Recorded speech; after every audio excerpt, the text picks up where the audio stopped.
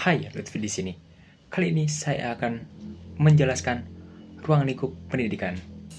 Apa itu ruang lingkup pendidikan?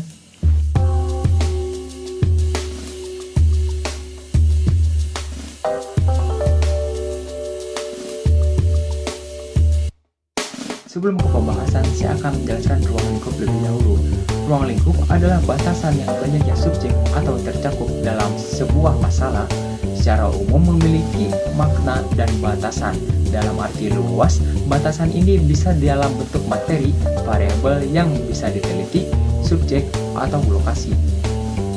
Yang dimana berarti ruang lingkup pendidikan adalah ilmu yang membicarakan bagaimana cara atau teknik menyiapkan bahan pelajaran terhadap siswa agar tercapai suatu tujuan yang telah ditetapkan secara efektif dan efisien. Mengapa kita harus mempelajari ruang lingkup pendidikan? Apakah seperti itu? Mari kita lihat alasannya. Ternyata alasannya adalah karena ruang lingkup merupakan metode pembelajaran yang mencakup berbagai aspek yang berkaitan dengan proses pengajaran dan pembelajaran. Sebuah metode pembelajaran yang baik harus dapat mempertimbangkan berbagai karakteristik siswa seperti kebutuhan belajar, minat, motivasi, bakat, dan kemampuan kognitif.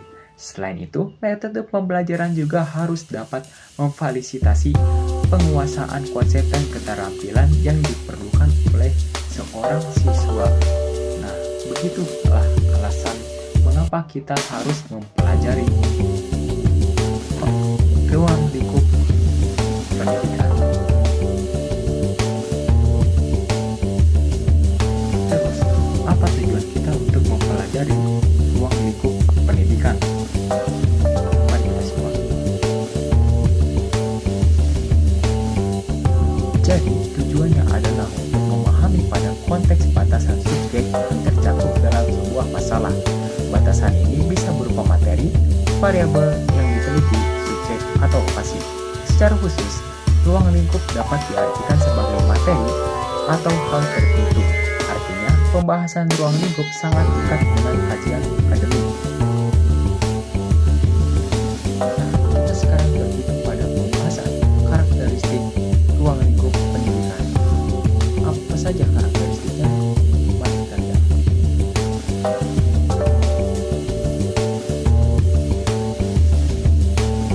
Yang pertama adalah anak didik. Anak didik merupakan pusat dari seluruh kegiatan pendidikan. Mereka juga adalah individu yang sedang berada dalam proses pertumbuhan dan perkembangan, baik secara jasmani maupun rohani. Setiap peserta didik memiliki keunikan, potensi, dan latar belakang yang berbeda-beda, sehingga pendidikan harus mampu menyesuaikan dengan kebutuhan dan kemampuan masing-masing. Peran pendidik ini bukan hanya membimbing peserta didik agar mampu berpikir kritis, berkarakter, dan mandiri. Oleh karena itu, anak didik dipandang sebagai subjek aktif, bukan objek pasif dalam proses pendidikan. Yang kedua adalah pendidik. Pendidik adalah tokoh sentral dalam proses pembelajaran. Mereka tidak hanya berperan sebagai penyampai ilmu, tetapi juga sebagai pembimbing, motivator, dan teladan bagi peserta didik. Pendidik harus memiliki kompetensi profesional, kepribadian yang kuat, dan kemampuan sosial agar dapat menciptakan suasana belajar yang menyenangkan dan bermakna. Guru juga memiliki tanggung jawab moral dalam membentuk karakter peserta didik agar menjadi manusia yang beriman, berilmu, dan berakhlak mulia. Dengan kata lain, pendidik adalah pengarah yang menuntun peserta didik menuju kedewasaan. Yang ketiga adalah tujuan pendidikan. Tujuan pendidikan merupakan arah yang ingin dicapai dari seluruh kegiatan pendidikan. Tujuan ini menjadi dasar dalam membentuk kurikulum, metode, dan evaluasi pembelajaran. Di Indonesia, tujuan pendidikan nasional tercantum dalam Undang-Undang Nomor 20 Tahun 2003 tentang Sistem Pendidikan Nasional, yaitu untuk mengembangkan potensi peserta didik agar menjadi manusia yang beriman dan bertakwa kepada Tuhan Yang Maha Esa, berakhlak mulia, serta berilmu, cakap, kreatif, mandiri. serta menjadi warga negara yang demokratis dan bertanggung jawab. Dengan adanya tujuan, proses pendidikan menjadi terarah dan bermakna. Dasar pendidikan. Dasar pendidikan adalah landasan atau pedoman yang digunakan menyelenggarakan pendidikan. Di Indonesia, dalam dasar pendidikan berpijak pada Pancasila dan Undang-Undang Dasar 1945 yang mencerminkan nilai-nilai moral, kemanusiaan, dan kebangsaan.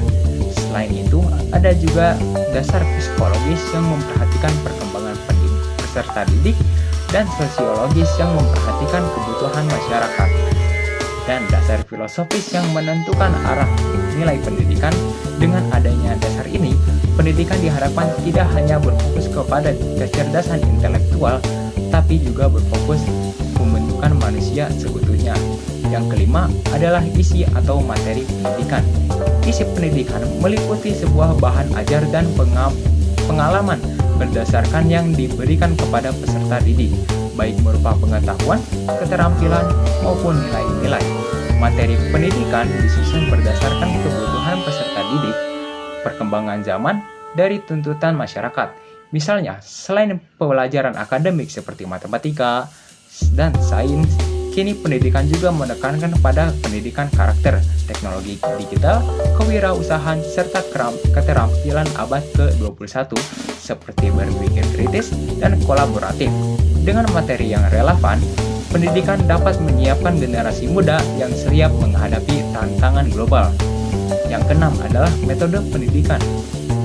Metode pendidikan adalah cara yang digunakan oleh pendidik agar mencapai materi agar tujuan pembelajaran tercapai secara efektif.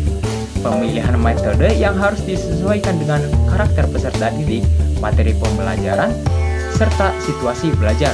Beberapa metode yang sering digunakan antara lain metode ceramah, diskusi, tanya jawab, eksperimen, proyek, hingga pembelajaran berbasis teknologi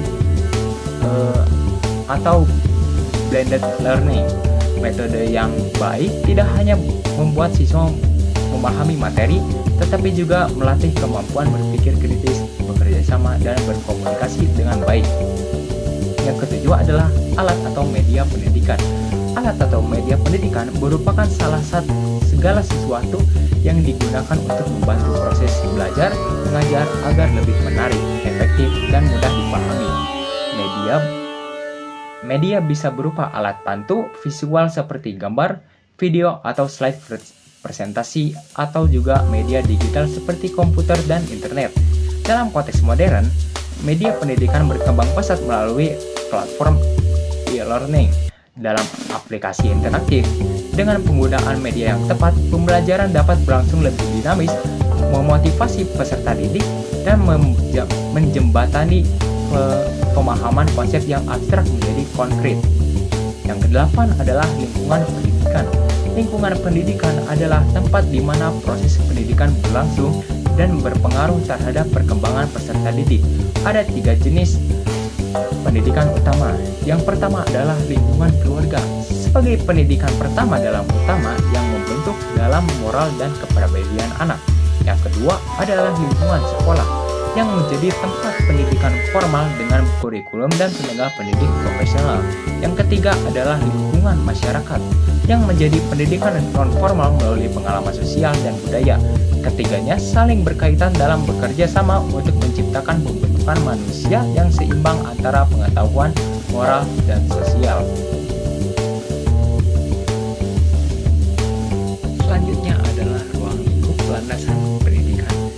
Ruang lingkup landasan pendidikan ada 5, yaitu landasan filosofis pendidikan, landasan sosiologis, landasan kultural, landasan psikologis, landasan ilmiah, dan teknologis.